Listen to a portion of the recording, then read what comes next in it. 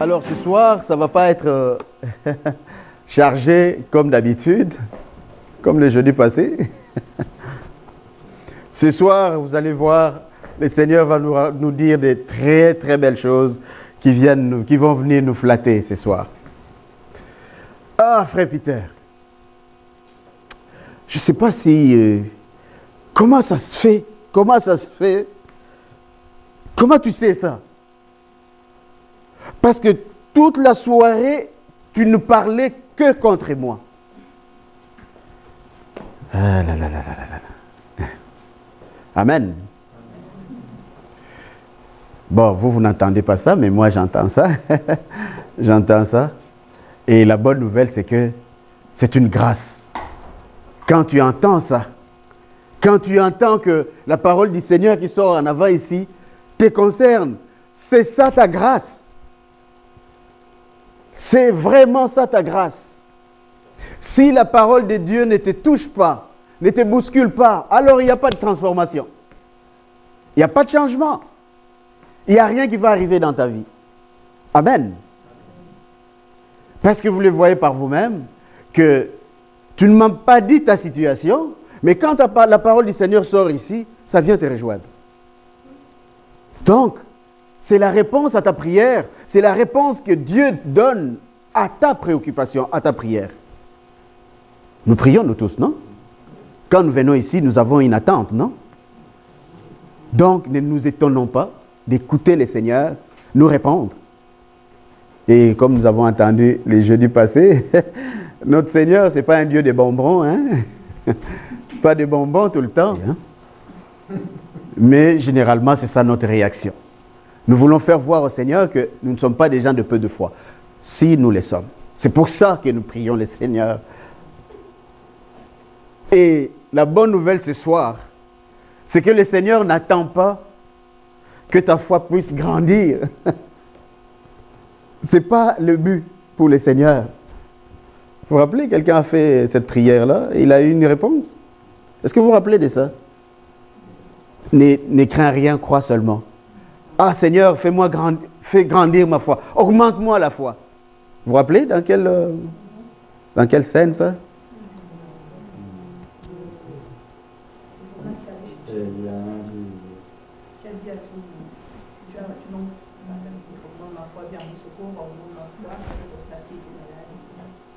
Son fils. Vous vous rappelez le papa qui amène son fils?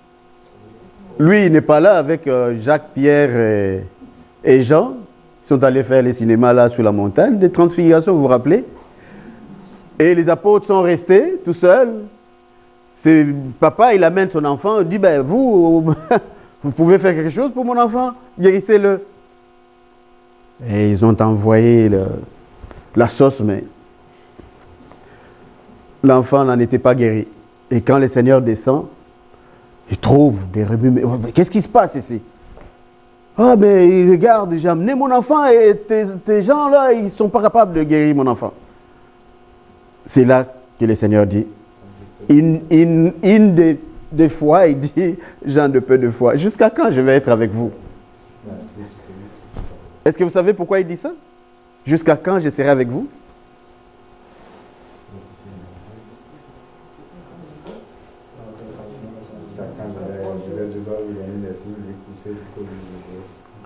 Parce que je vous l'ai donné. Je vous ai donné les pouvoirs. Et plus loin, il va dire, voici, je vous ai donné les pouvoirs de marcher sur les scorpions, sur les serpents. Il n'y a rien qui puisse vous bousculer. Rien. Vous pensez vraiment que le Seigneur, quand il dit ça, il ment? Pensez-vous qu'il ment, ça? Il ne ment pas. Il dit la vérité. Et c'est ça que nous allons voir ce soir. Le charisme. Et c'est beau de savoir ça en avance. Que le Seigneur nous a donné déjà ce qu'il faut. Mais comme nous sommes des gens de peu de foi, voilà. Nous attendons qu'il puisse augmenter notre foi. Mais le Seigneur n'a pas besoin d'augmenter notre foi. Il a dit, si vous avez une foi, comment? C'est pas gros, hein, ça. Vous voyez? Rien qu'avec cette grandeur-là, il dit que tu peux déplacer des montagnes. Oh. Les montagnes, comment tu vas faire déplacer les montagnes? Les Romains l'ont fait une fois, mais en creusant. Hein?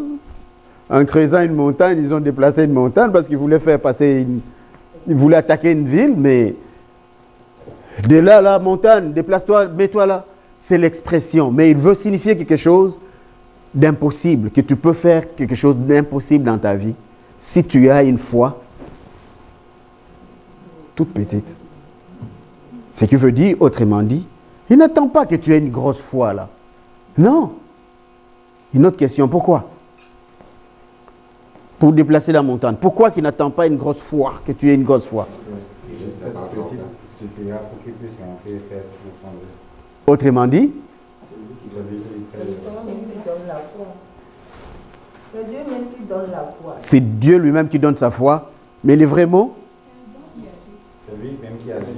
c'est lui-même qui agit. Il a dit en mon nom. Donc tout ce qu'il nous a commandé là, il a dit en mon nom. Est-ce que vous vous rappelez? Nos choses ne marchent pas parce que nous ne les faisons pas en son nom. Nous les faisons peut-être au nom de Michel, des gens, ou peut-être de frère Peter, je ne sais pas. Mais tout ce qui doit se faire au nom de Jésus-Christ doit se faire. Amen. Je veux que nous partions avec cette base-là. Ce soir, les charismes ne sont pas possibles si on ne peut pas le faire au nom de Jésus-Christ. Au nom de Jésus-Christ, c'est-à-dire en lieu et place de. Si je vais voir Lise, Lise, je viens au nom d'Odette. Odette m'a envoyé. Est-ce que vous voyez? Quand Lise va me recevoir, il me reçoit comment? Mais en tant qu'Odette. Parce qu'en ce moment-là, je remplace complètement toutes les valeurs ou la personne, en fait, qui m'a envoyé. C'est ça que ça signifie, guérissez les malades en mon nom. C'est ça que ça veut dire. Mais de peu de foi fait de nous que ces belles paroles, ces beaux commandements, nous les mettons de côté et nous nous jetons parfois dans des choses inutiles. Et là, le Seigneur, il te regarde. Jusqu'à ce que tu vas te rappeler de ce qu'il t'avait dit, que je t'ai donné le pouvoir. Et ce soir, le Seigneur, il va nous le démontrer, que nous en avons le pouvoir de faire des choses extraordinaires. Chacun de nous ici, sans exception. C'est biblique. Nous aussi, nous voulons le Saint-Esprit. Je ne sais pas. Est-ce que j'ai dit vrai? Oui. Vous voulez le Saint-Esprit. Donc, nous sommes ici parce que nous nous préparons. Le Seigneur nous a dit qu'il va nous oindre les jours de la Pentecôte, les dimanches de la Pentecôte. Les apôtres, eux aussi, ils ont attendu d'être oints les jours de la Pentecôte. Le Seigneur leur a dit, ne vous éloignez pas de Jérusalem jusqu'à ce que vous recevrez la force. Le Saint-Esprit, c'est lui qui doit vous conduire, il sera là. Et nous aussi, nous nous préparons petit à petit pour que le feu du Saint-Esprit, pour les uns, le feu du Saint-Esprit qui a baissé, puisse reprendre sa flamme. Et pour d'autres qui n'ont vraiment pas reçu encore le feu, que le feu s'allume une fois pour toutes dans les cœurs et qu'il puisse embraser sa vie entière. Et le but de ça, c'est ce que nous allons voir ce soir. Quel est le but? Pour servir le Seigneur à travers des personnes que le Seigneur va mettre sur le chemin de chaque personne ici, en commençant par nos milieux de vie, Jérusalem, chacun dans son Jérusalem, jusqu'aux extrémités de la terre. Donc, où le Seigneur t'enverra, c'est le même feu qui va brûler et qui va continuer à te pousser à témoigner Christ vivant, Christ ressuscité, Christ qui peut encore faire des miracles, Christ qui peut encore guérir, Christ qui peut encore délivrer ceux qui sont opprimés, Christ qui peut encore consoler, Christ qui peut encore pardonner. Amen. C'est presque fini, hein? Encore un jeudi, et tout est jaune.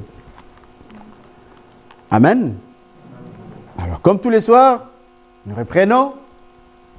Nous avons fait l'expérience de la mort et la résurrection du Christ à Pâques. Nous avons trempés dans la vie nouvelle en Jésus-Christ qui est ressuscité. Nous avons appris à marcher maintenant dans la sanctification. Et nous avons même appris comment combattre. Combattre. Nous en avons combien d'ennemis? 3. C'est qui?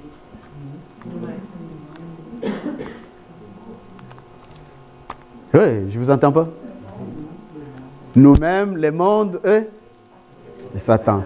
Et donc, si tu n'as pas les armes qu'il faut, comment tu vas t'en sortir avec 3 ennemis? C'est surtout que nous avons parfois pour ennemis nous-mêmes. Comment tu vas t'en sortir contre toi-même? Nous avons appris comment faire les combats spirituels. Est-ce qu'on s'exerce? Est-ce qu'il y a des gens qui font? À combattre? À faire la prière d'autorité quand quelque chose résiste? Oui? Ok. Nous avons appris que nous avons besoin de pardonner, peu importe le péché. Combien de fois? Donc, à l'infini. C'est seulement la condition que la parole nous donne lorsque nous voulons être guéris de nos blessures intérieures. Nous devons pardonner. Et c'est l'exercice. Nous avons fait cet exercice ce jour-là. Et le jeudi dernier, ce qu'on a vu le jeudi passé, et aujourd'hui, jeudi, c'est les charismes et la mission du disciple. Qu'est-ce qu'on voit dans le mot disciple? Discipline. Aïe, aïe, aïe. On n'aime pas ça là, la discipline. Pour suivre Jésus-Christ, il faut la discipline. Il n'y a rien à faire.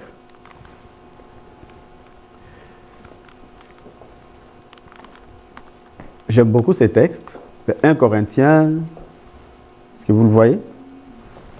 Vous voyez les écrits? 1 Corinthiens 10 ou 12? 1 Corinthiens 12, 6 à 11. Vous avez vos Nouveaux Testaments, mais sinon, nous l'avons au tableau ici. Et nous allons le voir ensemble. Alors, j'aimerais ceci. Faisons en sorte qu'en les lisant ensemble, que chacun de nous puisse trouver un sens. Pas en l'air, mais un sens dans sa propre vie. Dans ce qu'il est, dans ce qu'il vit. Amen. Nous allons commencer. Il y a diverses sortes de dons spirituels. Mais c'est le même esprit qui les accorde. C'est le même esprit qui les accorde. Esprit est souligné. Déjà au départ, fais en sorte que ça vienne te dire quelque chose. Que c'est le même esprit qui les accorde. Diverses sortes de dons, mais pourtant c'est le même esprit qui les accorde. Et il y a diverses façons de servir, mais c'est le même Seigneur que l'on sert. Diverses façons de servir, mais c'est le même Seigneur que l'on sert. Seigneur est souligné. 6. Il y a diverses activités, mais c'est le même Dieu qui le produit. Toutes en tous. Toutes quoi? Des activités en tous. Nous prenons d'abord ces 3 versets. Qu'est-ce qui vous parle? On voit déjà la Trinité ici. Est-ce que vous le voyez? Esprit, Seigneur, Dieu. Allez, baptisez-le au nom du Père et du Fils et du Saint-Esprit. Ceci est important. Ça va nous aider parfois dans nos pensées. Ça, surtout pour nous les chrétiens, on peut le lâcher dans le pensée. Ou même parfois en parlant avec quelqu'un, tu peux vouloir les lâcher. Mais ces paroles peuvent venir me dire que ce que tu lâches ou ce que tu penses n'est pas correct. Je prends un petit exemple. Tu penses que C'est un exemple. Tu penses que Françoise, tu penses que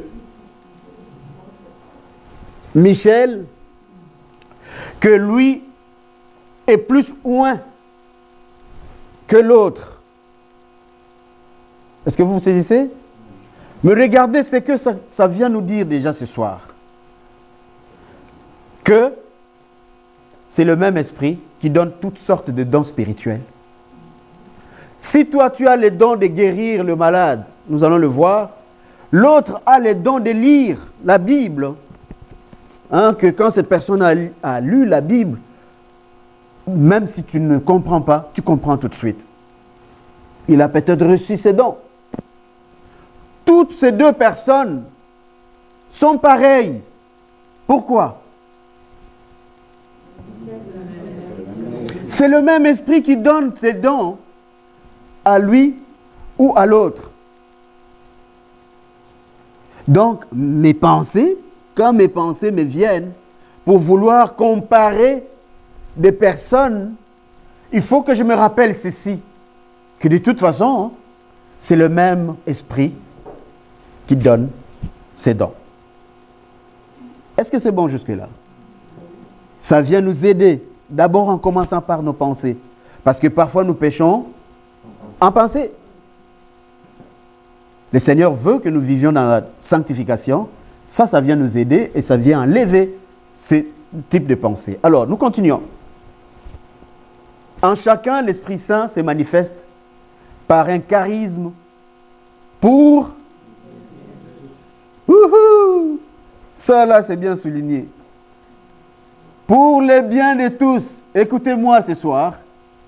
Les charismes que le Seigneur t'a donnés, parce que le Seigneur d'ici, la parole le dit, nous avons tous un charisme, mais peut-être qu'on a toujours ignoré. Pas pour toi. Si tu as reçu les charismes de guérison, oublie ça, tu ne te guériras pas toi-même. Pourquoi? Parce que les charismes, c'est toujours pour les autres. Toi, tu dois être nourri des charismes des autres. Mais tu ne te nourris pas de ton propre charisme. Parce que les charismes, c'est un moyen, c'est un outil que Dieu te donne pour faire passer sa paix, sa joie, sa consolation, sa justice. Amen. C'est bien souligné. Charisme pour les biens de tous. L'Esprit donne à l'un de parler selon la sagesse. Maintenant, nous commençons la liste des charismes que nous allons survoler. Et à un autre, le même esprit donne de parler selon la connaissance. Nous allons voir tout ça. Hein? C'est quoi la distinction? Ce seul et même esprit donne à l'un une foi exceptionnelle et à un autre le pouvoir de guérir le malade. L'esprit accorde à l'un le pouvoir d'accomplir des miracles, à un autre les dons de transmettre le message reçu de Dieu, à un autre encore la capacité de distinguer le faux esprit du véritable esprit, autrement dit, discernement. À l'un, il donne la possibilité de parler en des langues inconnues et à un autre, la possibilité d'interpréter ces langues. C'est le seul et même esprit qui produit tout cela.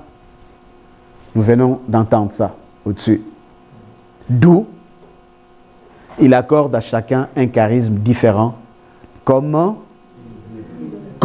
lui le veut, comme l'Esprit le veut, pas comme nous le voulons, pas comme vous voulez.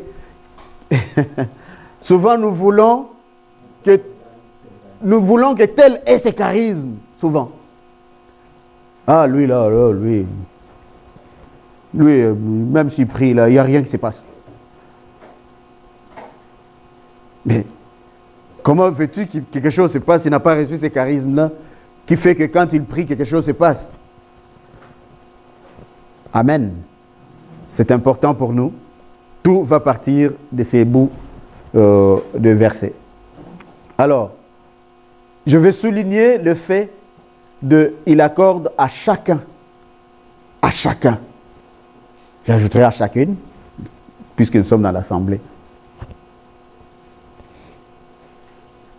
Nous tous ici, ça vient déjà faire voir que nous tous ici, nous tous sans exception, nous qui avons reçu Jésus-Christ comme Seigneur et Sauveur, Dieu a mis en nous décidément un charisme.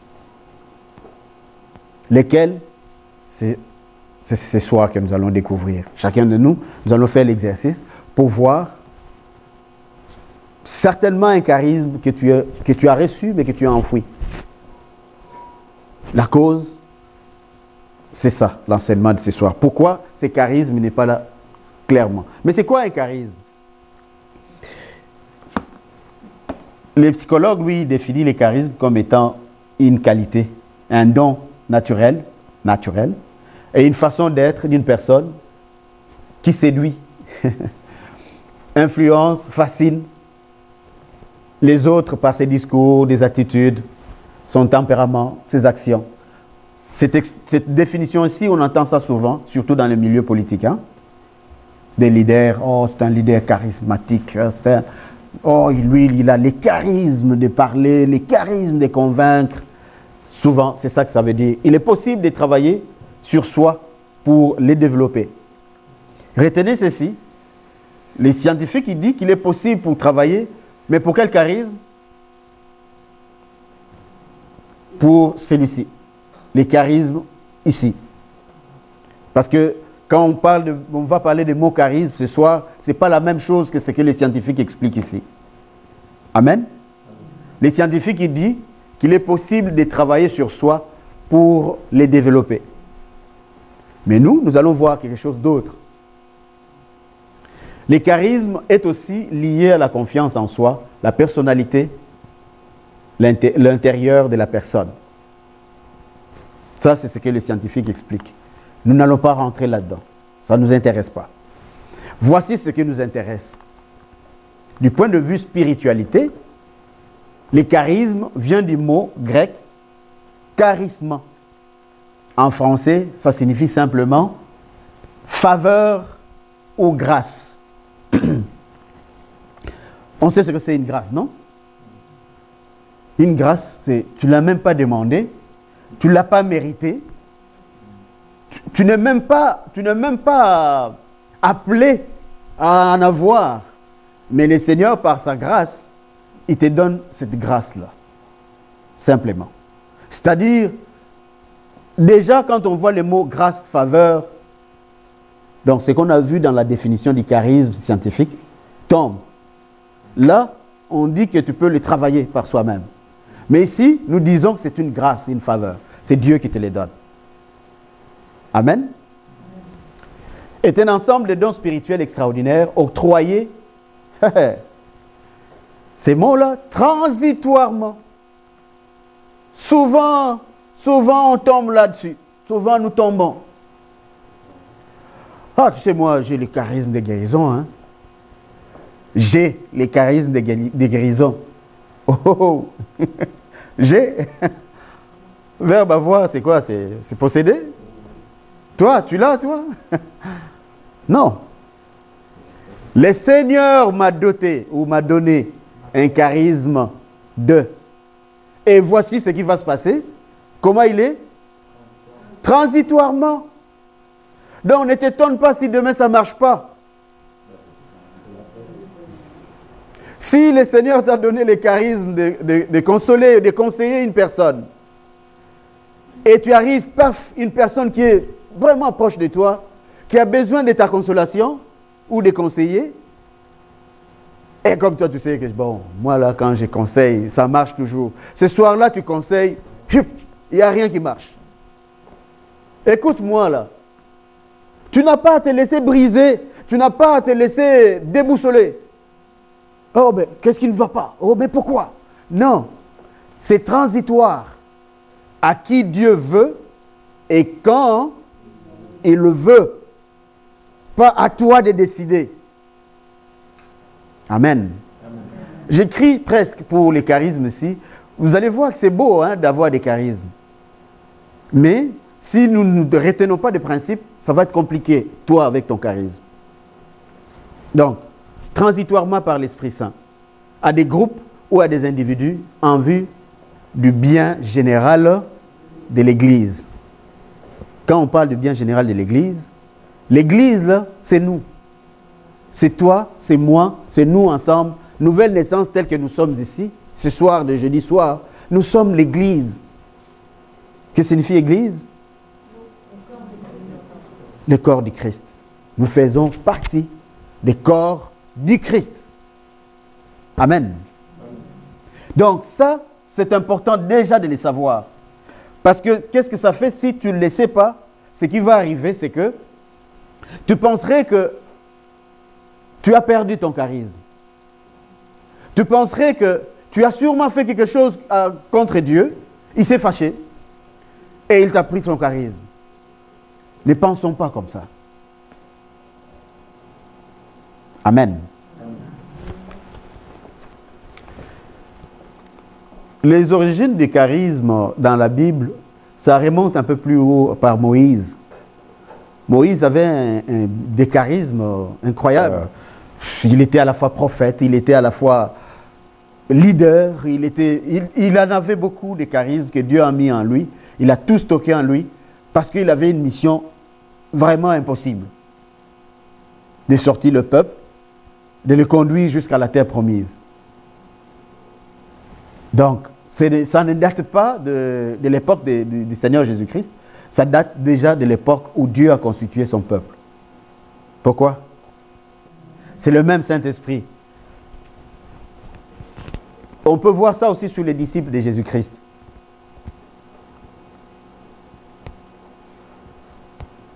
La première fois qu'il les a envoyés en stage, ben, ils ont goûté à ça. Et c'est fait exprès. Ce n'est pas un hasard que le Seigneur les a envoyés 2 à 2. Allez, guérissez le malade, chassez les démons, proclamez la bonne nouvelle du salut. Jésus leur a montré déjà de quoi ils peuvent être capables, que ce qu'ils peuvent faire. Mais comme on a entendu au début, comme on a entendu au début que c'est toujours au nom de, il a bien précisé, chassez le démon, guérissez le malade, tout ça en mon nom. Et ils ont fait ça en son nom et ça s'est passé. La preuve, c'est qu'ils sont revenus tous, sans exception, tous étaient contents. Que ce soit les 12, que ce soit l'autre groupe, ils étaient combien? 72. Tous, ils ont fait le même travail. Et les résultats étaient le même. Et c'est là que le Seigneur, la parole dit que même le Seigneur s'est réjoui. Est-ce que vous pouvez savoir pourquoi?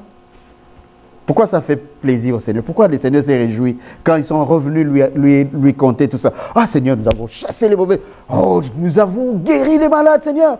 Oh là là, on a vu. Pourquoi le Seigneur est content? Parce que leur nom était Dis-le fort.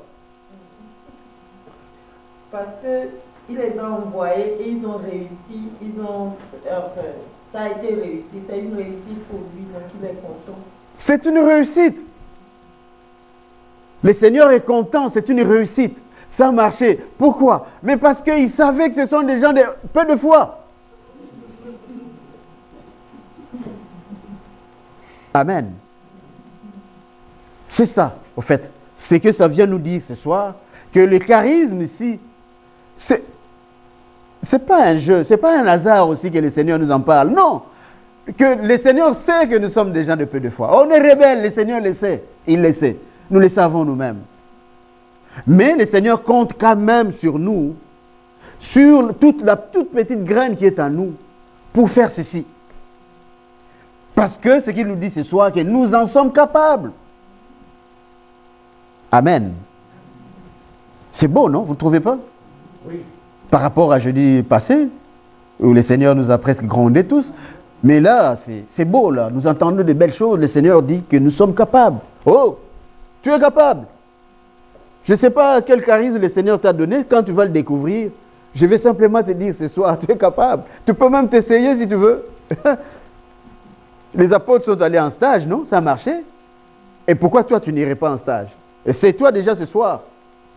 Si le Seigneur t'a donné un charisme de...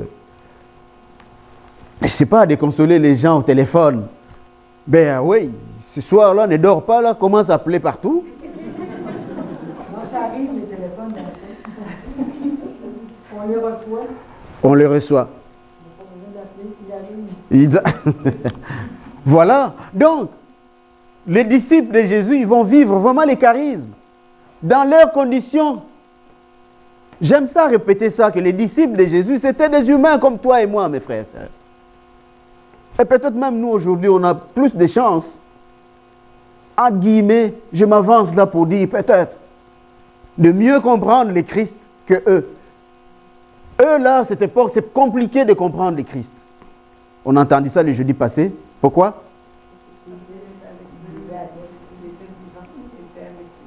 Ça. Les Juifs attendaient un Messie, mes frères et sœurs. Alors un gars comme ça qui va venir vous dire que c'est moi le Messie. Nous, là, en ces 2000 ans après, là, on trouve que c'est normal. Parce qu'on a toutes les preuves, on a la parole, on a tous les témoignages. Mais eux, là, c'est aucun témoignage. Le seul témoignage que le Christ pouvait faire, c'est des miracles. Faire un miracle, parce que lui-même le dit. Si vous ne croyez pas en moi, croyez du moins à ce que vous voyez là. Parce qu'il n'y a que Dieu qui peut faire ça. Amen. Donc c'est important. C'est des humains comme toi et moi. Mais ce soir encore, le Seigneur te dit, tu peux, tu es capable. Parce que c'est à mon nom que tu vas le faire. À Pentecôte, nous avons vu que l'effusion est faite. Avant, il leur a donné, juste pour goûter, un apéro, qu'ils aillent s'essayer là en stage. Et ils ont réussi. Alors le Seigneur leur fait voir, bon, ce que vous avez essayé là, c'est juste petit. Mais maintenant là, vous allez faire maintenant des choses que vous-même, vous serez ébahis, bouche ouverte, vous ne savez pas, vous ne comprenez pas qu'est-ce qui arrive. Vous allez faire des grandes choses, parfois plus que moi j'ai fait. Il l'a dit, le Seigneur. Donc c'est ce qui arrive, qui va arriver à la Pentecôte. Et c'est arrivé, tout le monde a vu. Vous savez ce qui est arrivé à Pentecôte? Pierre, il cachait son monde là dans un coin, dans la chambre, dans une chambre haute où il vivait, il s'est caché. Mais le jour que le Saint-Esprit est descendu, il faut multiplier par combien par rapport à l'esprit qu'ils avaient quand ils sont allés faire les stages? Par autant de fois. Là, le Seigneur leur juste a prêté. Allez à mon nom. Mais là, ici à la Pentecôte, donc c'est le Seigneur qui vient les investir complètement dans leur vie. Donc c'est comme s'ils n'ont même plus besoin de prier ou de, entre guillemets, j'ai dit ça. Donc ils ont juste, toi c'est quoi? Tu es malade. Donc il a juste à te regarder pour que les malades guérissent. Et c'est arrivé. Les gens guérissaient. Il y a des gens qui venaient seulement attendre dans un coin que quand Pierre passerait, ne fût-ce que son ombre puisse les toucher. Et les gens guérissaient. Les gens venaient, même pour Paul, les gens venaient, ils venaient avec des objets, des choses comme ça. Ils touchaient Paul et ils amenaient ces objets chez leurs membres de famille qui étaient malades. Ils les appliquaient sur leur corps simplement et les personnes guérissaient. C'est dans la Bible, c'est écrit.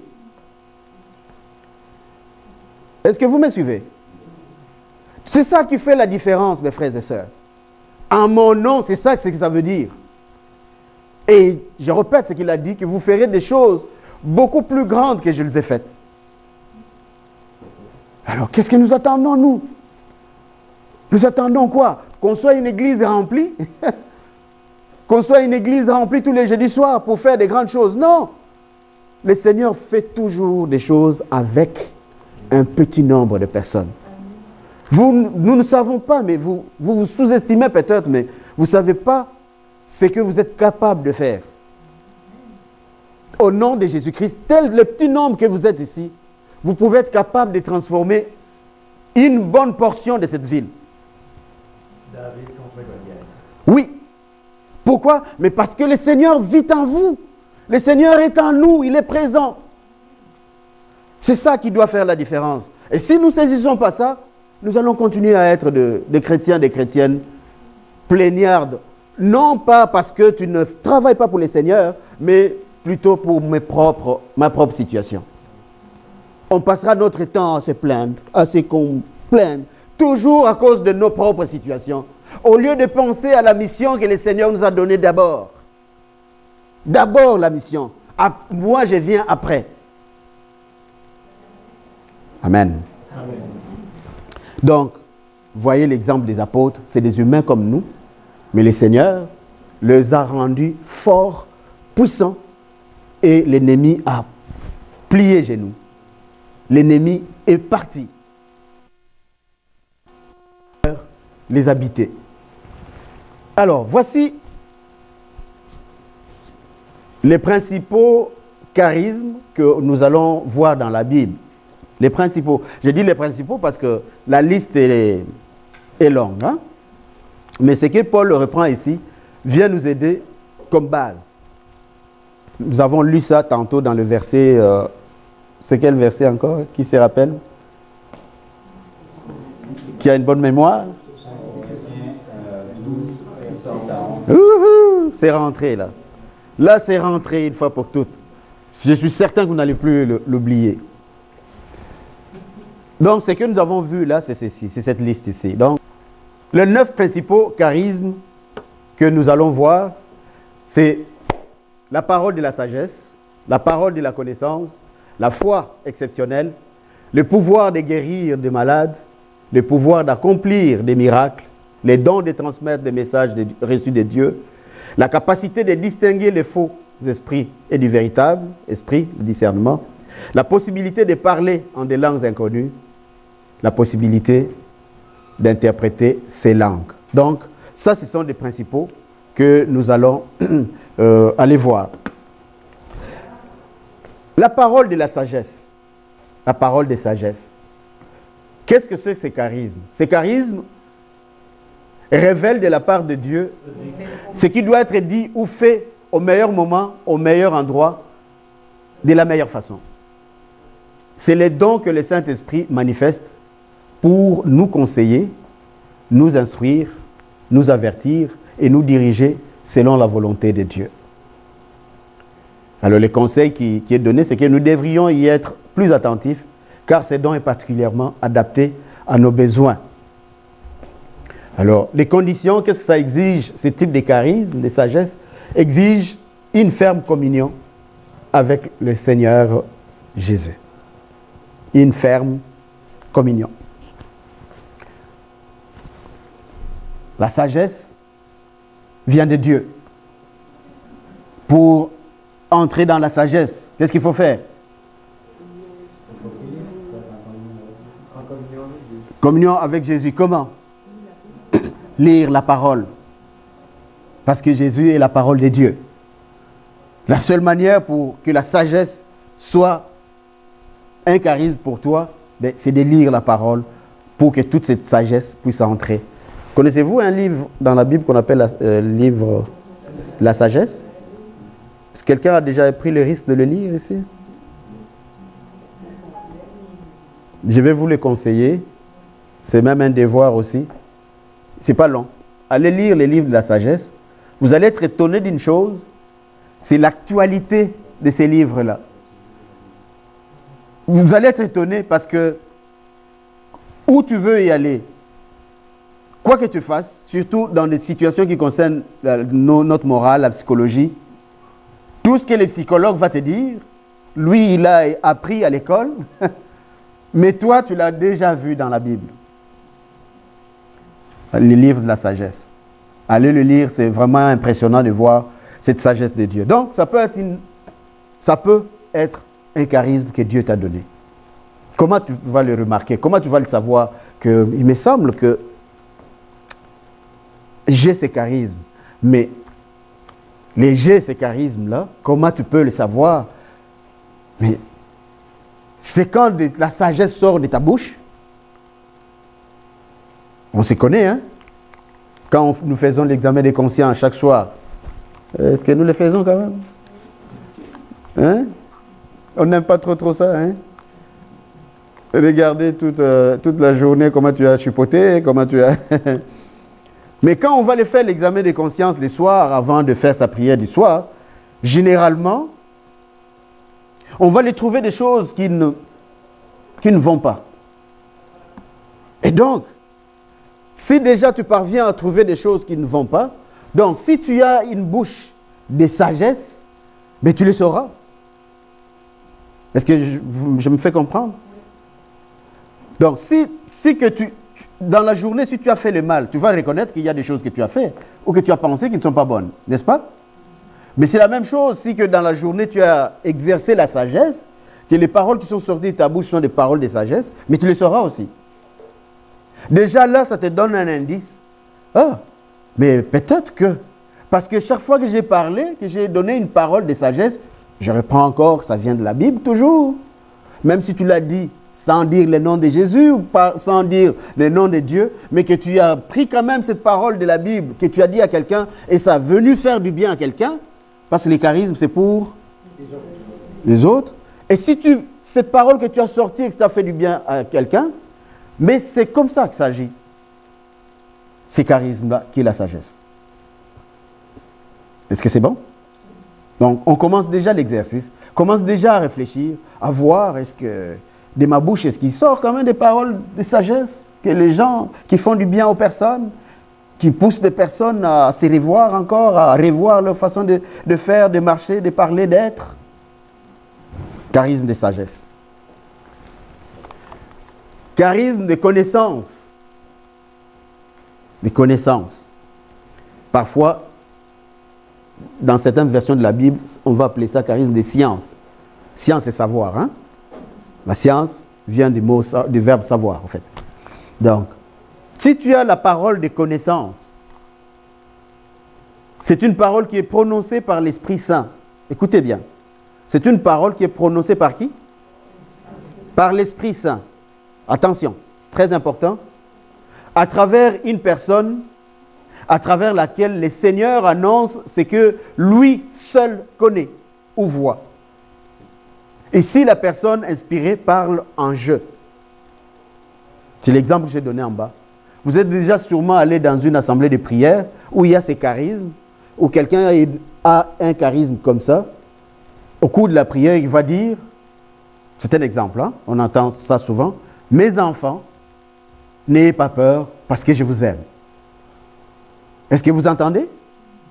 C'est une personne, il y a un frère ou une soeur dans l'assemblée qui dit ça. Il dit, « Mes enfants, n'ayez pas peur parce que je vous aime. » Voyons donc. Est-ce que vous voyez? Donc, ce n'est pas cette personne-là qui nous dit « Mes enfants. » Et voyons, nous ne sommes pas tes enfants, nous.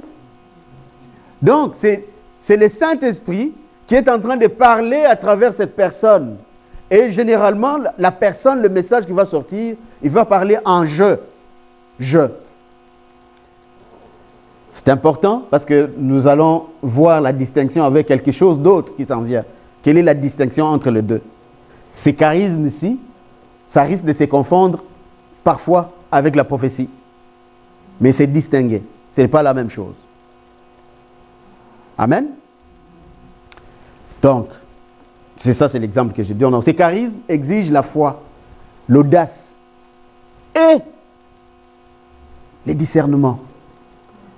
Une personne qui ouvre sa bouche et le Saint-Esprit parle à travers lui, elle, comme l'exemple que j'ai donné, mes enfants, je vous aime. Mais il faut qu'il ait le discernement. Il faut que ce soit une personne qui a un discernement mûr. Parce qu'imagine que cette personne-là, il va dire, ça vient et puis il dit, mes enfants, je ne vous aime pas, sortez d'ici. Parce que dans le fond, la personne, ce qu'il est en train de sortir, ce n'est pas ce qu'il est en train de penser. Je ne sais pas si vous comprenez. Ces charismes-ci, tu ne les penses pas. C'est une autre personne que toi qui sort, qui parle. Oui, parce que la personne est lucide. Tu es lucide, tu es normal. Là. Quand que Dieu rentre dans ta vie ou Dieu fait des choses, écoute, tu ne rentres pas en transe là où... voilà, tu n'es pas saoul là. Quand Dieu, le Saint-Esprit entre, tu n'es pas saoul dans le sens où tu as perdu ta connaissance. Non, tu es toi là, tu as ta connaissance.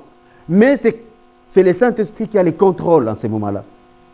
Mais toi aussi, Tu es conscient et consciente de ça. Donc, si ça te vient, c'est ça qui monte en toi, là, que dit, mes enfants, je ne vous aime pas, foutez le camp d'ici. Mais cette personne, il faut qu'il soit une personne de discernement pour dire, non, ça ne vient pas de Dieu. Parce que la parole de Dieu nous demande de discerner toutes choses, même l'esprit. Est-ce que cette parole vient vraiment de Dieu? Est-ce que Dieu va foutre dehors toutes ces personnes qui sont venues le prier? Donc ça, c'est le discernement. Amen. Et le mot audace va revenir aussi dans d'autres charismes. Audace. C'est important ça, l'audace. De pratiquer ça, l'audace. Parce que si tu sens là que ça te vient là, tu veux le dire là, ça va sortir. Mais tu te dis, oh, toi là, essaie de le faire sortir, ils vont se moquer de toi ici là. Ça vous est jamais venu? Que c'est là, c'est prêt là. Le Seigneur veut que ça sorte. Mais tu vas te dire, voyons donc, ils vont me prendre pour une folle. Et pourtant,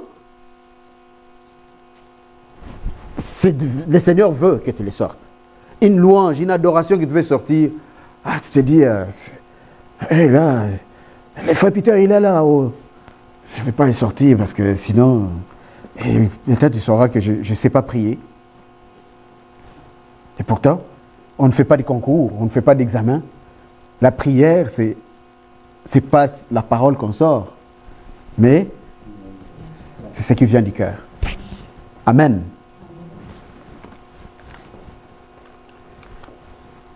La foi exceptionnelle ou la foi surnaturelle, on va entendre ça souvent. La foi surnaturelle, c'est l'exemple qui est en bas. Par exemple, le figuier desséché. Cette foi ici, oui. Par rapport au charisme de la connaissance, là, oui. Oui. Donc, en fait, si une personne qui a la foi et qui manque d'audace, c'est-à-dire qu'on a une assemblée comme ça, mais cette personne, on sait que c'est une personne, je considère que j'ai la foi. J'ai la foi, mais je n'ai pas cette audace-là de faire sortir des mots. C'est ça. Je ne pourrai jamais développer ce charisme-là. Mais ça fait un blocage, en fait. D'où ta prière à toi, maintenant que nous nous préparons vers la Pentecôte. Est-ce que vous m'entendez? Ta prière à toi, pour cette personne-là, sa prière, qu'est-ce qu'elle va être? Voilà. Donne-moi l'audace pour que je sois capable de sortir ce que tu veux que je puisse sortir. La foi surnaturelle, ici, tous nous avons la foi. D'ailleurs, sinon on ne serait pas ici. Hein? C'est quoi la foi?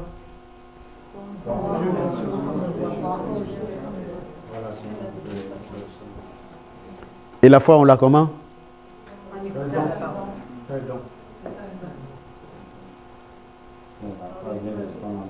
Voilà. La foi vient de ce qu'on entend. Si tu n'as rien entendu, est-ce que tu vas croire quelque chose? Rien, tu n'as rien entendu. Donc, c'est toujours ce qu'on entend qui apporte la foi à nous. Alors, quand je dis ça, mot foi, ce qui veut dire simplement croire en quelqu'un ou en quelque chose. C'est cela la foi. Quelque chose que tu n'as même pas vu avec tes sens, pas avec les yeux, tu n'as pas touché, mais tu crois. La foi, c'est cela. Comment je sais que j'ai la foi? On en a déjà parlé ici. Je sais que j'ai la foi. Ce n'est pas en regardant l'intérieur de moi. Je me regarde, moi, est-ce que moi j'ai la foi? Non, c'est en regardant à l'extérieur, c'est en regardant à quelqu'un. Pour nous, c'est quelqu'un, c'est Jésus. Je sais que j'ai la foi parce que je regarde, parce que Jésus, il ne peut pas me mentir. Bon, je vais encore reprendre de vieux exemples.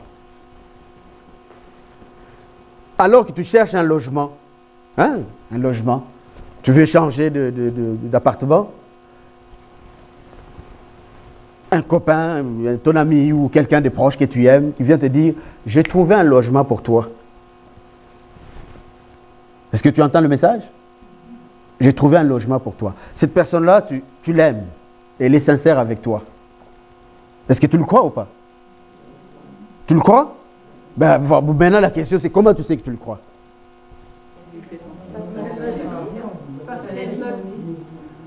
Parce qu'il a dit. Parce que cette personne-là, mais il n'a aucun intérêt de mentir. Il sait, mon copain, mon chum, il sait que j'ai besoin d'un appartement, n'est-ce pas? Pourquoi il va... C'est un sujet sérieux parce qu'il faut que je change. Mais pourquoi il va s'amuser de venir me dire « J'ai trouvé un appartement pour toi » alors que c'est faux? Est-ce que vous suivez? Donc, j'ai regardé la personne qui m'apporte la nouvelle comme une personne sûre, sécure, et ce qu'il dit c'est vrai, je crois. Je n'ai pas encore vu cet appartement, mais je me réjouis déjà en moi que j'ai trouvé un appartement. Je peux même le dire à quelqu'un, à ma femme ou Odette, tu sais, on nous a trouvé un appartement. Et pourtant, je ne l'ai pas vu encore. Mais comment j'ai cette foi-là qu'on nous a trouvé l'appartement? Mais c'est parce que la personne qui m'apporte la nouvelle, c'est une personne sûre. C'est comme si j'y étais moi-même. Amen. Maintenant, pour le même exemple, c'est lui qui vient te dire, je t'ai trouvé un appartement. Aïe, aïe, aïe. C'est un... Toi-même, tu complètes là. Il dit une chose ici, il va dire une autre. Au bout de 3 secondes, il en a 17. Et dans les 7, peut-être que 1. Les 6 autres là, c'est pas vrai. Donc, tu sais que cette personne-là ment. Il te niaise. Est-ce que quand tu viens te dire ça, tu vas le croire? Pourquoi? Parce que tu ne fais pas confiance. Et c'est la même chose, mes frères et sœurs. La foi, c'est cela. Nous croyons Jésus-Christ parce que Jésus ne ment pas. Tout ce que Jésus dit dans la Bible est vrai. C'est-à-dire, à toi maintenant de le prendre ou pas. Alors, je sais que j'ai la foi. À partir du moment que j'accepte, je prends ce que le Seigneur me dit, là, je peux dire, j'ai la foi. Parce que je n'ai pas vu ça. De mes yeux, je n'ai pas encore vu. Mais cette parole que je lis, je cherche du travail. Et je lis une parole où tu parles avec ton frère et te dis, ma soeur, mon frère, je prie pour toi afin que tu puisses trouver du travail. Et où qui te dit, j'ai aujourd'hui rêvé, mon frère, ma soeur, tu as trouvé du travail. Amen. Tu accueilles sans avoir vu et la chose se passe. C'est cela la foi, mes frères et sœurs. La foi, ce n'est pas te regarder à l'intérieur de toi. Est-ce que j'ai la foi? Non, tu ne verras pas ça. Ce n'est pas une boule là qu'on met là dans le cœur. Alors, ici, la foi surnaturelle, ce n'est pas la même chose dont nous parlons ce soir. La foi surnaturelle ici, c'est Dieu lui-même, comme on a vu dans la parole de connaissance, c'est Dieu lui-même qui vient agir là. C'est-à-dire Dieu lui-même te donne sa foi, la foi de Dieu. Est-ce que vous me suivez? En ce moment précis-là, Dieu te donne sa foi. Donc, entre guillemets, tu deviens Dieu. Pas avec les grands D. Hein? C'est comme le Seigneur lui-même dit, vous ne saviez pas que vous êtes des dieux? Est-ce que vous vous rappelez de ces passages? Quand tu parles aux Sadducéens. Ne savez-vous pas que vous êtes des dieux? Donc, c'est dans cette instance-là, Dieu est en toi. C'est-à-dire, c'est Dieu qui agit là. La foi surnaturelle. Des exemples que j'ai donnés ici, vous verrez que c'est extraordinaire. Par exemple, regarde, la force de maudire. Nous, les chrétiens, nous ne maudissons pas. Il ne faut pas maudire. Il faut toujours bénir. Mais ici, cet exemple vient de montrer que tu peux maudire. Donc, entre guillemets, nous avons vu ça dans un des enseignements. Quand nous parlons, faites attention à ce que nous disons. Faites attention parce que ce que tu dis, toi chrétien, toi chrétienne, va s'accomplir. Si tu bénis, la personne va être bénie. Si tu maudis, la personne va être maudite. Il n'y a rien à faire. Parce qu'il y a une puissance qui est là.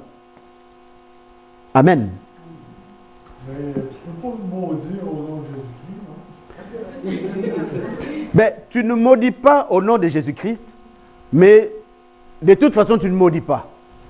Retiens que tu ne maudis pas. C'est ça qui est important. Donc, le mot malédiction, il ne faut pas qu'il sorte de ta bouche. Nous devons toujours bénir. Pourquoi? Je l'ai dit tantôt.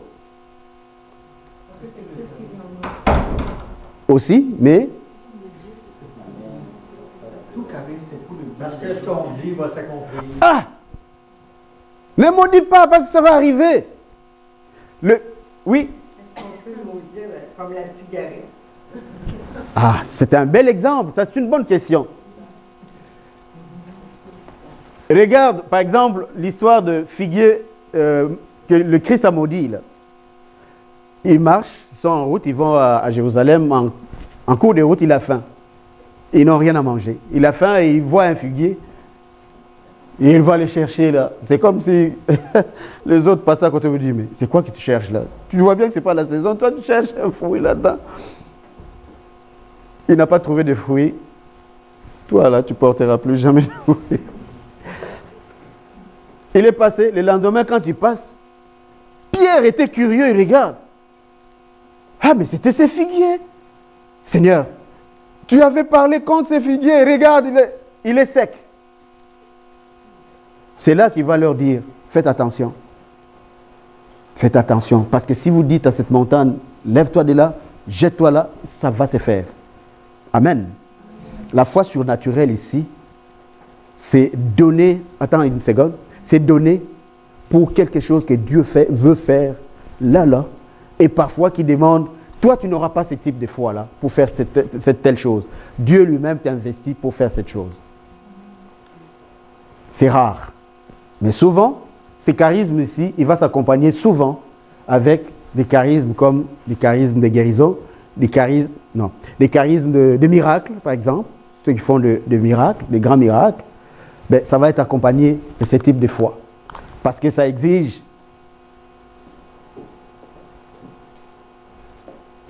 vraiment un niveau d'obéissance pour cette personne qui n'est pas humain. Un niveau d'obéissance qui n'est pas vraiment humain.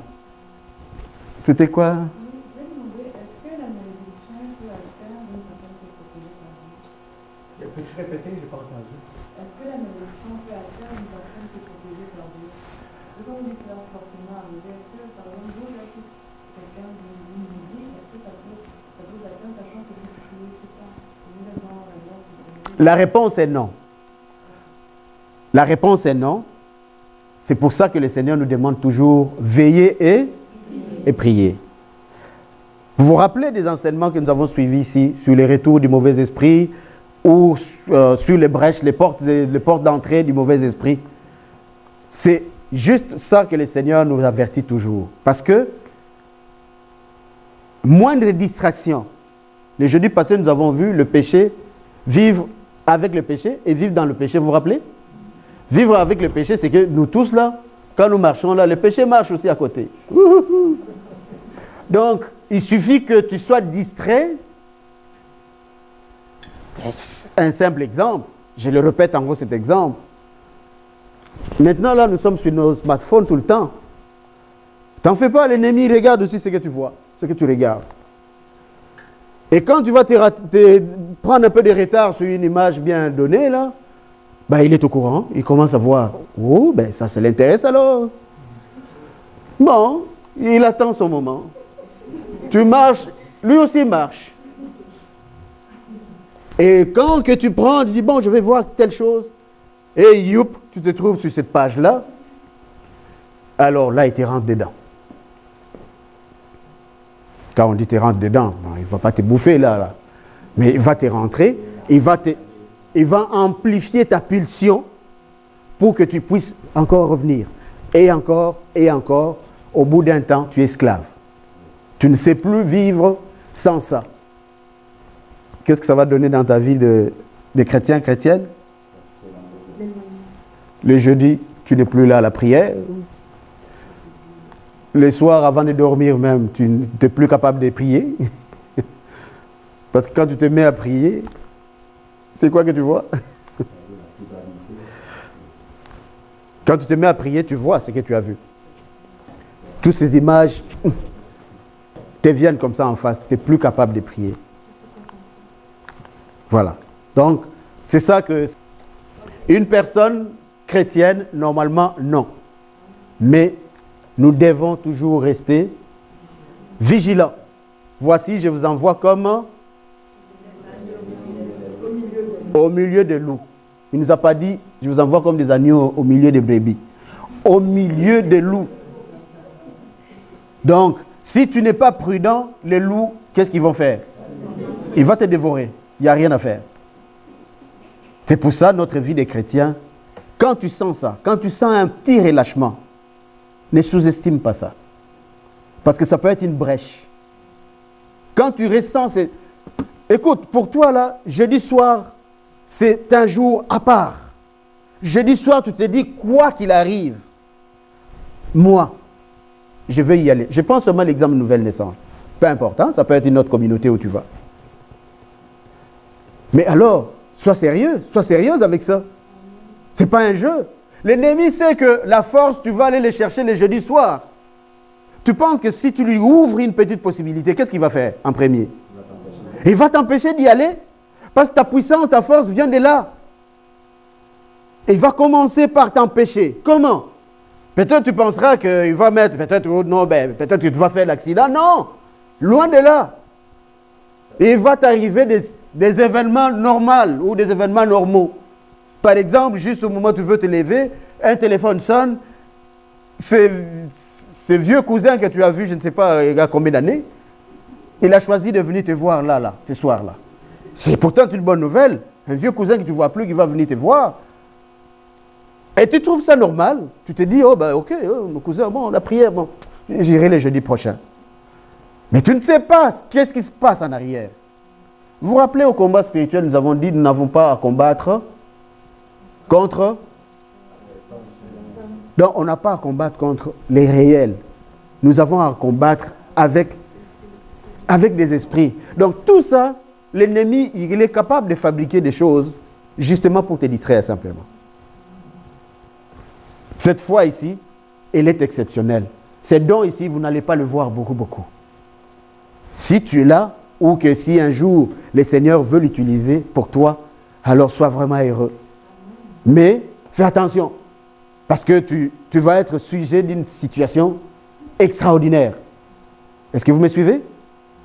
Il va t'arriver quelque chose d'extraordinaire quand que Dieu veut t'utiliser pour ces dons-là. Ça, c'est des dons qui peuvent permettre que tu ressuscites, par exemple, une personne. Amen.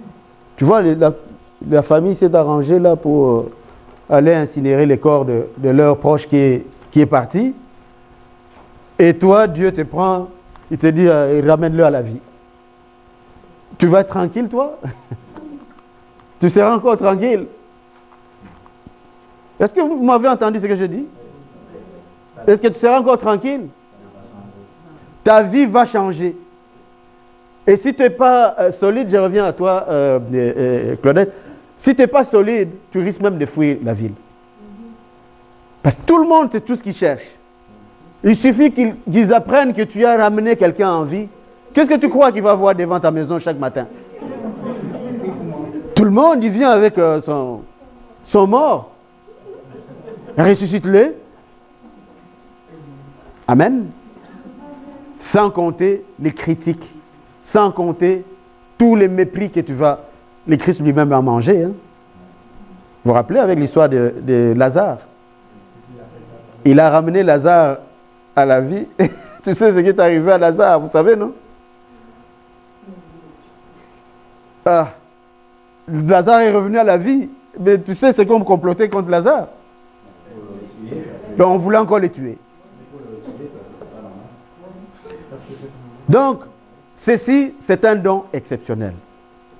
Si Dieu te le donne, parce que Dieu veut faire ce qu'il veut. S'il te le donne, alors sois vraiment une personne de prière, sois prudent, sois prudente, tiens bon dans ta foi. Parce que bousculé, tu vas l'être. Amen. Les malades, le pouvoir de guérir des malades. Et ici, il y a un petit bémol. On va aller très vite. Ce charisme-ci, il est un peu spécial par rapport aux autres charismes. Parce qu'il est à la fois charisme et commandement. Le Seigneur avait donné un commandement quand il va envoyer ses disciples. Vous vous rappelez qu'est-ce qu'il leur a dit? Guérissez le malade. Guérissez. Qu'est-ce qu'il y a à la fin de C? Z. C'est quel mot ça? Impératif. L'impératif, c'est un commandement.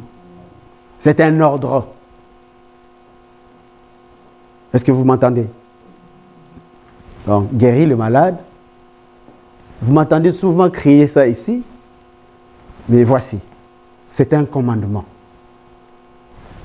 Toi, lui, elle, moi, tous ceux qui se réclament de Jésus, nous avons tous le même commandement. Lequel pour ceci? De guérir le malade. Si tu n'as pas le charisme de guérir le malade, mais du moins tu peux guérir le malade. Pourquoi? À cause du commandement, que tu obéis au commandement. Le malade va être forcément guéri à cause que toi tu obéis au commandement. Contre, ça va aussi être un charisme. Charisme transitoire que le Seigneur te donne. Par exemple, il te met à cœur, toute la semaine, tu vas aller à l'hôpital, tu vas visiter le malade. Et quand tu arriveras, guéris-le. Il y a des gens qui ont fait des stages comme ça formidables. Pendant un mois, jour pour jour, il va à l'hôpital. Il prie sur des personnes. Et les personnes guérissent comme ça en cascade. Amen. C'est un commandement, mais c'est aussi un charisme. Réel. Oui. C'est intéressant qu'on parle de ça parce que ça me questionne à l'occasion. Ça prend évidemment, comme on l'a mentionné plus tôt, de l'audace. Et je veux juste que tu m'aides, que tu nous aides à discerner parce que parfois, comment dirais-je, parfois Dieu exauce, parfois, selon ce qu'on voit, nous, avec nos yeux de pauvres humains, on a l'impression qu'il n'a pas exaucé. Alors, comment on doit composer avec ça? Ben, j'aime bien les mots que tu utilises là, exaucer. Quand pour que Dieu t'exauce, qu'est-ce que tu as fait? Tu as prié Dieu, n'est-ce pas? Tu as demandé quelque chose, il t'exauce. Mais ici, il ne s'agit pas de t'exaucer. Ici, il s'agit de faire quelque chose qui te commande de faire. Est-ce que vous me suivez? Devant le malade ici, je ne fais pas, Seigneur, je te demande de guérir cette personne parce que, non. Devant le malade, c'est que le Seigneur me dit, guéris-le en mon nom. Qu'est-ce que ça va être? Ma prière va être quoi? Je te guéris, c'est tout. Donc, en ce moment-là, ce n'est pas, entre guillemets, hein, je mets ça entre guillemets, donc on ne va pas parler d'exaucer. Alors, puisqu'il y a le mot audace là-dessus, généralement, qu'est-ce qui nous empêche de faire ça? C'est parce que toi-même, tu n'es pas sûr. Tu cherches à être sûr avant de le faire. Et c'est là, généralement, où nous tombons. Le Seigneur ne nous demande pas d'être sûr avant de faire ça. Il nous a dit, guéris le malade. Point à mon nom, point à la ligne. Il ne te dit pas, bon, regarde-toi si tu es sûr, si tu sens vraiment que tu es bien équilibré là, alors guéris le malade. Non, ce n'est pas ce qu'il dit. Il dit, guéris le malade à mon nom. Donc, tout ce que toi tu vas faire, je te guéris au nom de Jésus-Christ. Que cette personne-là guérisse ou pas, ce n'est pas mon affaire. C'est bon? Nous, généralement, nous regardons. Quand tu fais ça, tu regardes si c'est la personne est-ce qu'il va guérir. C'est ça qui nous empêche de faire ça. Parce que cette personne, qu'est-ce qu'il va dire par rapport à moi, là? Qui ne va pas me prendre au sérieux. Mais c'est que Dieu te dit, si tu obéis simplement, c'est là que le miracle arrive. Parce que tu ne cherches pas à voir. Est-ce que vous savez la réaction qui vient quand ça s'est fait, là? Si tu cherchais à regarder, tu sais qu'est-ce qui va arriver? Il guérit. Yes! Je l'ai guéri. Tu vois? En ce moment-là, tu perds ton beau charisme peut-être que Dieu te donne. Donc, nous devons faire très attention à ça. Fais ce que le Seigneur te demande, point à la ligne. Ne regarde pas ce qui va arriver. Ne te soucie pas du reste. Qu'il guérisse, que tu le vois visiblement, que tu ne guérisses pas, ce n'est pas là ton affaire. Ton affaire à toi, c'est de faire ce que le Seigneur te demande de faire. D'une manière ou d'une autre. Et moi, je ne vais pas chercher à les savoir. Si Si cette personne vient témoigner, ah, ça c'est autre chose. La personne vient témoigner que c'est, oh, ces jours-là, dès que la sœur Esther avait mis la main sur moi, il a dit, je t'ai guéri. J'étais guéri. Mais ça, c'est un témoignage de la personne qui a reçu cette grâce. Vous me suivez? Et toi, tu fais quoi quand tu entends ça? Tu glorifies le Seigneur et dis-le pour que la personne qui est à côté sache que ce n'est pas toi qui l'as guéri. Parce que si tu l'avales, ce qui veut dire tu vas aller chercher un morceau de gloire là-dedans. Là. Il faut annoncer le Seigneur qu'il est vivant.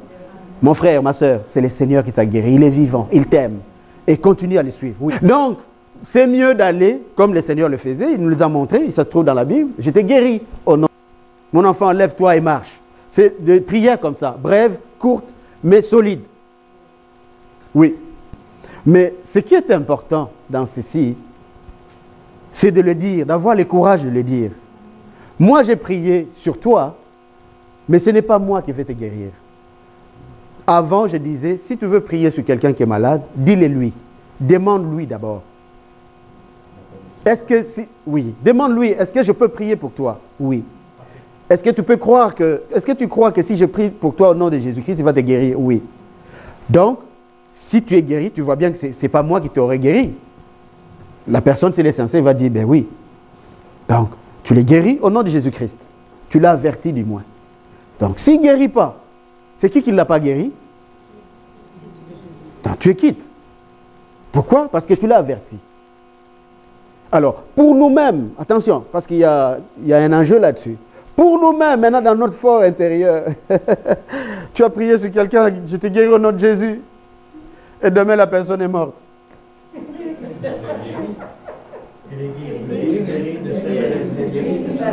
Parfait. Un autre est malade, tu l'es guéri, la personne, il s'en va. En humain, ça va venir quand même te déranger pour dire, mais tiens, dis donc. Mais Seigneur, tu avais dit, si Dieu, tu vas me guérir, maintenant, ça c'est mourir. Les autres, tu vois, c'est mourir, là. Ah. Et voilà. Donc, pour nous, les humains, ça va quand même venir te bousculer. Et c'est là que nous disons toujours, où je vous encourage, quand tu veux faire ça, je pense que c'est nécessaire de dire que ce que je veux faire, je veux le faire en lieu et place du Christ. Parce qu'il me le demande de le faire. Je crois que c'est la réponse pour tout le monde. C'est pour ça qu'il faut toujours l'annoncer. Le dire. Qu'est-ce que tu veux faire? Qu'est-ce qui peut se passer? Pour des personnes surtout qui n'ont pas la foi, que tu vas vers ces personnes-là, il faut le dire, il faut les lui annoncer. Si c'est une personne elle-même qui vient à toi pour dire « Prie sur moi parce que je veux que je guérisse », ben, tu peux directement prier parce qu'il sait qu'est-ce que cela veut dire. Amen. Bon, on va aller vite. Oui. Il y a une chose aussi, la guérison n'est pas forcément instantanée. Ça peut prendre un processus. Voilà. Et puis, il y aura un changement dans la vie de la personne. Il va le sentir sur le long terme. Et voilà. Sauf que la personne, tu ne seras pas en face d'elle pour qu'elle te témoigne ça, ce qui s'est passé. Elle-même, parfois, ne saura même pas que c'est à partir de cette prière. Et c'est ce que je répète ce soir, que pour ces charismes-ci en particulier, deux choses qui sont là-dedans.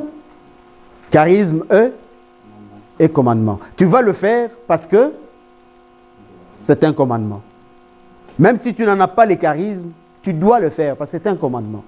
Nous tous qui avons accepté Jésus-Christ comme Seigneur et Sauveur, nous avons reçu le même commandement. Tous, c'est le même commandement que les apôtres ont reçu. C'est le même. Donc, guérissez le malade, même si tu penses en toi que je n'ai pas les charismes de guérison, mais du moins, si tu penses au commandement, fais-le.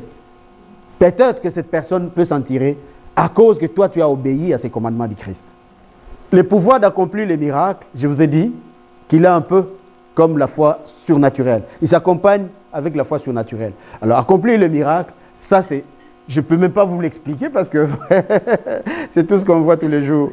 De nos jours, la spiritualité est rendue au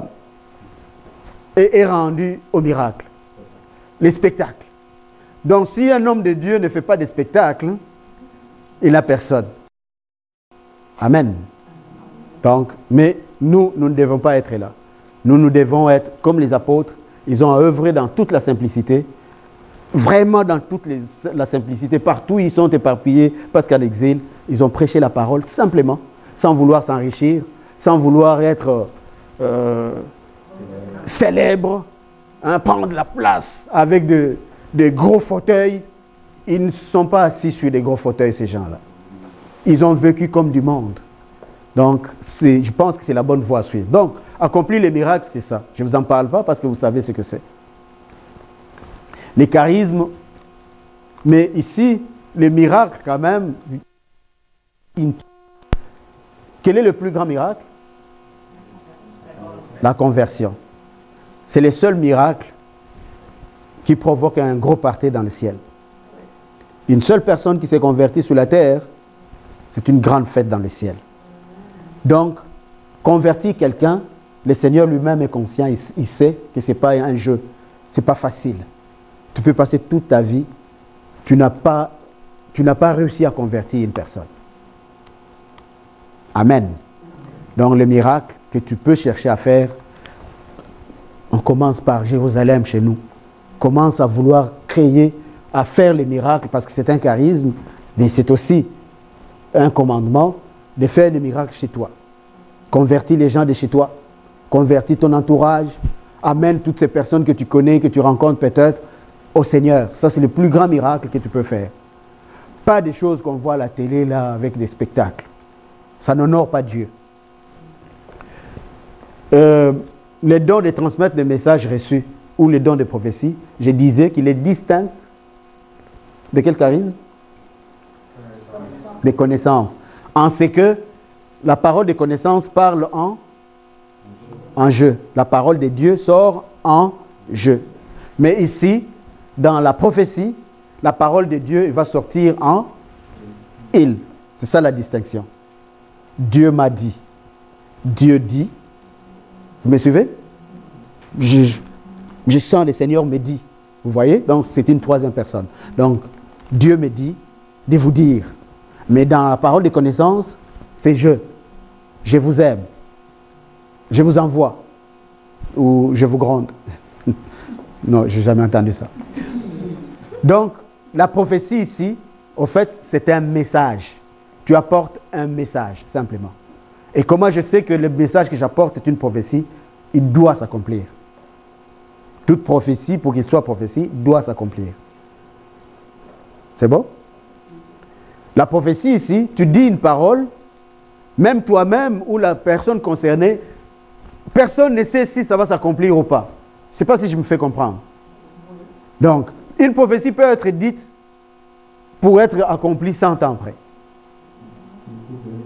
Donc, pendant qu'on est en train de le dire, c'est pour ça que ne nous laissons pas abuser par tous ces charlatans qui sont à gauche, à droite, qui racontent des choses.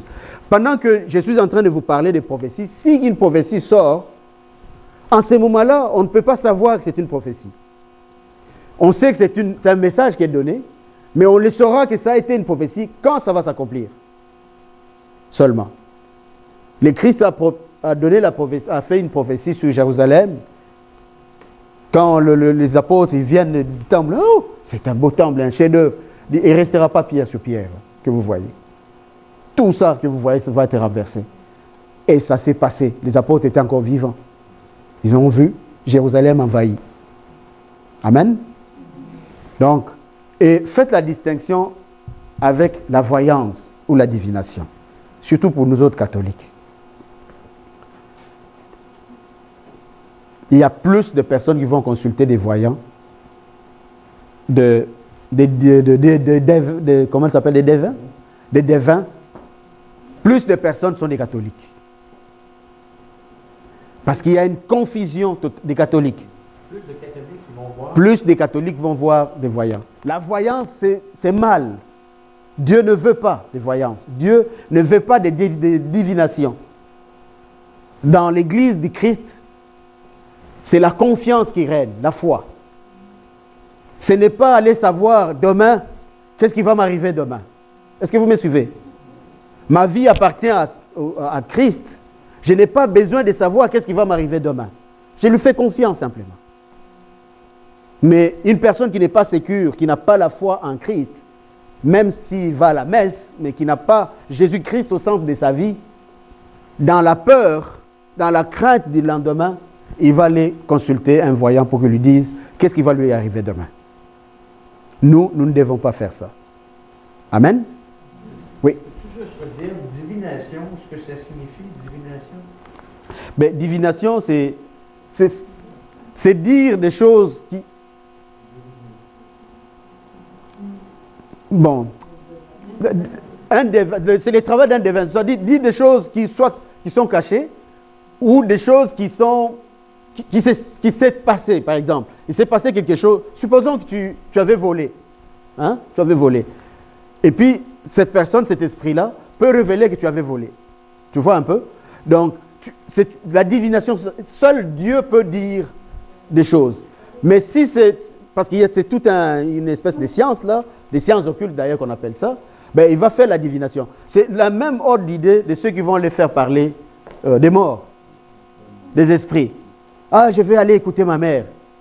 Mais regarde, ta mère se repose là. C'est mal, Dieu ne veut pas ça. Est-ce que vous me suivez? Nous autres, les catholiques, nous tombons beaucoup là-dessus. Parce qu'il n'y a pas un enseignement qui nous précise, qui vient vraiment peser pour dire pas ça. Nous, les chrétiens, nous vivons par la foi. La foi. Je n'ai pas besoin de savoir, oh, je vais voir l'horoscope. On dit, bon, moi, je suis Sagittaire. Ah, on dit, cette semaine, tu vas rencontrer l'amour. Mais voyons. Amen. Faisons attention à ça. Donc, la voyance, Dieu n'en veut pas. Il n'en veut vraiment pas. Vous pouvez les lire dans la Bible, vous pouvez les chercher. Vous trouverez ces passages. La voyance, c'est non. C'est non. C'est non. La voyance, n'y allez pas. C'est bon? Si tu y es allé pour se préparer pour la Pentecôte, il faut que tu passes à la confession. Vas-y donc te dénoncer là. C'est important. Les discernements, ça vous savez aussi. Les discernements, c'est être capable, le Seigneur met en toi la possibilité de discerner du vrai du faux. Du vrai du faux. Est-ce que frère Peter, est-ce qu'il était vraiment un serviteur de Dieu? Dieu peut te donner la possibilité de discerner. C'est oui ou c'est non. Tout ce que nous voyons à la télé, tout ce que qui nous attire dans les réseaux sociaux, sur Internet. Parce que de nos jours, de toutes les façons, la parole de Dieu est annoncée. Si tu vois le nombre de personnes qui prêchent la parole de Dieu dans les réseaux sociaux, sur Internet, incroyable. Plein des enseignements de toutes les formes, de toutes les sortes et de tout genre que tu veux. Vous me suivez? C'est là que nous devons avoir les discernements. Parce que le Seigneur nous a dit, ce n'est pas ceux qui disent, tous ne sont pas ses serviteurs. Tous qui annoncent la parole de Dieu, tous ne sont pas des serviteurs de Dieu. Il y a des serviteurs de l'ennemi, mais qui se couvrent comme derrière les serviteurs de Dieu. Donc, nous devons le savoir. Alors, la possibilité de parler en langue inconnue, ne sois pas distrait. À la Pentecôte, ça pourrait arriver que tu n'as jamais parlé en langue. Quand on aura prié sur toi, que tu te mettes à parler en langue. Ouvre seulement ta bouche. Laisse sortir des paroles qui vont sortir. Même si tu ne comprends pas ce que tu dis, c'est pas grave. Ça peut s'appeler aussi un charisme de prier en langue ou de parler en langue. Parler en langue, ça dit tu parles une langue que tu ne connais pas. Prier en langue, tu pries, mais une langue que tu ne connais pas. Le parler en langue, ça prend un traducteur. C'est un autre charisme. C'est-à-dire, celui qui parle en langue, il doit avoir nécessairement celui qui traduit ce que tu parles en langue. Mais celui qui prie en langue, on n'a pas besoin de traducteur. Est-ce qu'on voit la distinction? Prier en langue, parler en langue, ce n'est pas la même chose. Parler en langue, ça demande un traducteur. Prier en langue, on n'a pas besoin de traducteur. Parce que c'est le Saint-Esprit qui prie Dieu. Et c'est ça le discernement. Demandons-le souvent, c'est important dans notre vie, pour discerner du vrai des faux. Amen. Ça, c'est pour interpréter les langues, je l'ai dit tantôt. Et les autres charismes. J'aimerais que quand vous allez lire ceci, que vous mettez l'emphase ici. tantôt je disais que tout le monde, chacun de nous ici a un charisme. Ça se peut que ça ne se trouve pas sur la liste des principaux charismes là. Vous me suivez? Mais si là, les autres charismes, certainement que tu as quelque chose que Dieu t'a donné.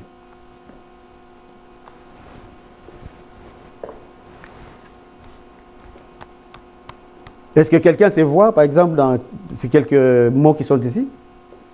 Et des autres. Est-ce que quelqu'un sait voir? Tu te vois quelque part? Tu vois?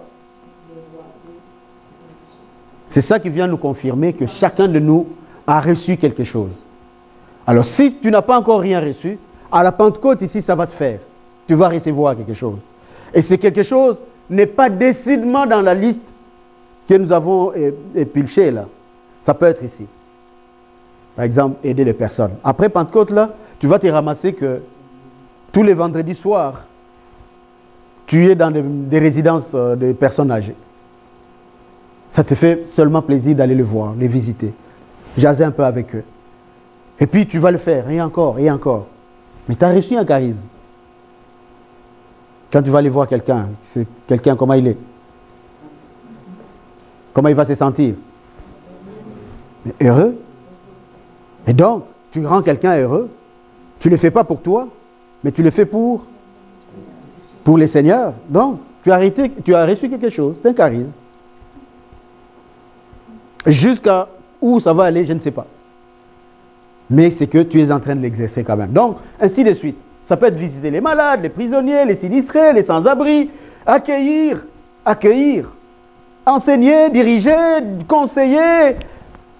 Quand nous irons à l'effusion du Saint-Esprit, voici des choses que tu dois retenir. Il faut que tu saches que le Seigneur est d'accord d'allumer en toi un charisme, quelque chose, ou de te réveiller pour un charisme qu'il a déjà mis en toi. Rappelle-toi ceci, tu as besoin de croire. Croire. Nous avons suffisamment parlé ce soir de croire. Tu as besoin de l'humilité et l'abstraction de la honte. Enlever la honte. Pourquoi on dit l'abstraction de la honte? Donc, je ne comprends pas pourquoi c'est une condition. C'est une condition parce que si tu as honte, est-ce que tu vas exercer ton charisme?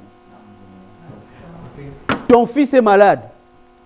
Ici, nous avons entendu que guérir, c'est aussi un commandement. Les fils, ils ne croient jamais là, lui. Il est malade.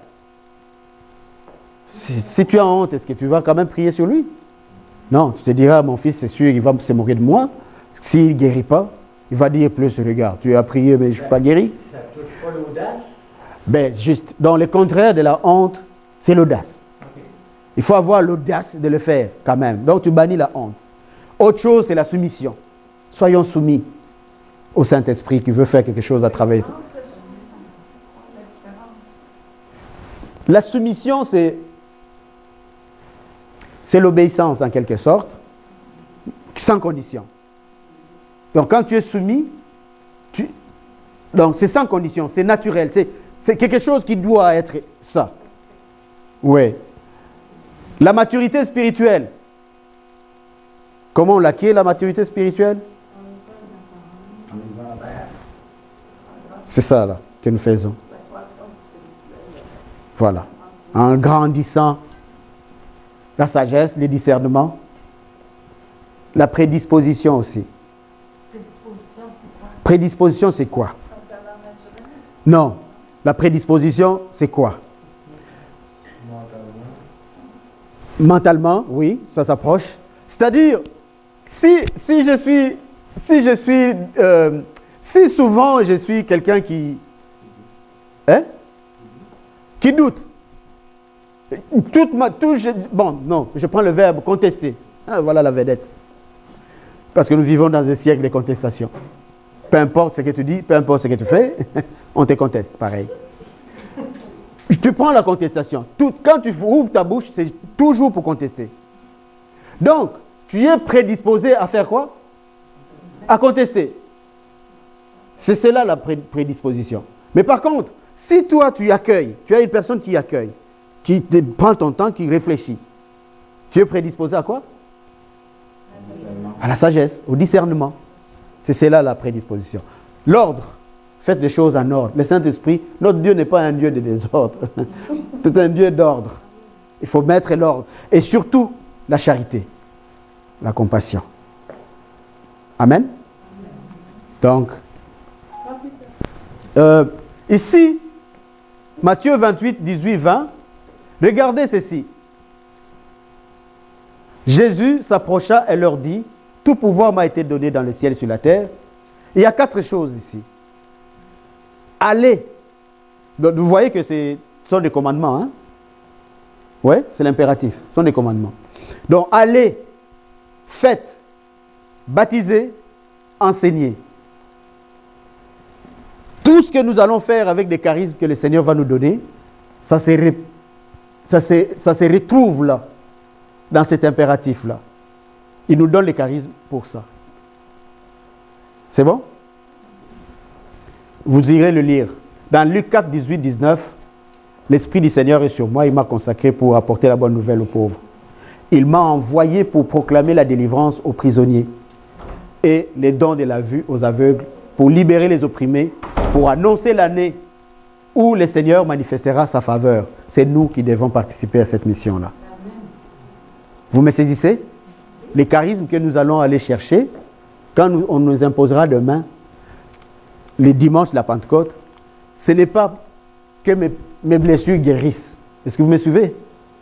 Nous n'irons pas à l'effusion pour que mes blessures guérissent, ou que mon problème trouve la solution, ou que... Non, nous irons pour que le Saint-Esprit investisse notre vie. Pourquoi? Pour la mission. Pour la mission.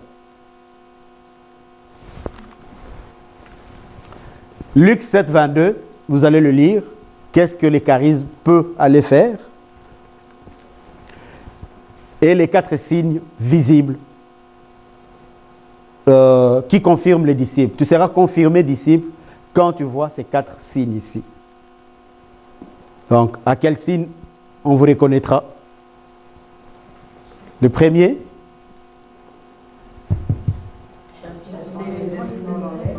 Le deuxième?